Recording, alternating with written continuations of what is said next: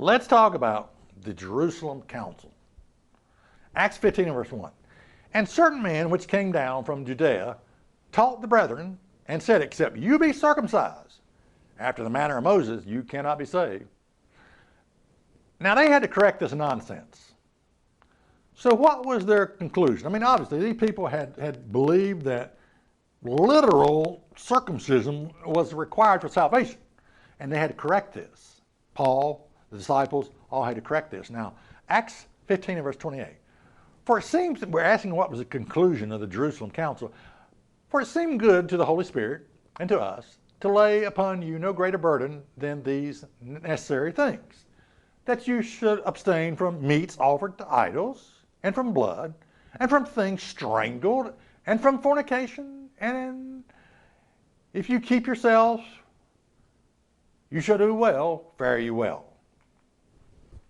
So think about this. I mean, this Jerusalem Council, they corrected the issue about, okay, you got to be circumcised to be saved. They dismissed that nonsense. And to the Gentiles, they said, look, it's just a few things that you need to work on. You know, you need to abstain from meats offered to idols, and from blood, and from strangled things, and from fornication. You know, stay away from fornication, sexual sins, okay? And if you do that, you're going to be doing things the right way. Now, my question is this. At this Jerusalem Council, why are there no instructions about a new day of worship? You see, had there been a new day of worship, we're no longer going to worship on the Sabbath, the seventh day of the week. Now we're going to worship on Sunday, the first day of the week. You know, Jesus rose from the dead on a Sunday, which he did not. It was late Saturday afternoon, right before the sun set. Remember, Mary came to the grave early before the sun had risen on Sunday, and he was already risen. Okay, so Jesus rose from the dead late Saturday afternoon, before sunset. So, but, okay, why is there no instructions about a new day of worship? Had there been a new day of worship, that's all this Jerusalem Council would have talked about. We got a new day of worship. We got the Lord's Day. We're worshiping on the Lord's Day now. It's been changed from Saturday to Sunday. You know, that's all they've been talking about. You know, we've been keeping the Sabbath for 4,000 years. And now we got a new day of worship. Do you think that would have been left out of the Jerusalem Council? Do you think that's oversight? No.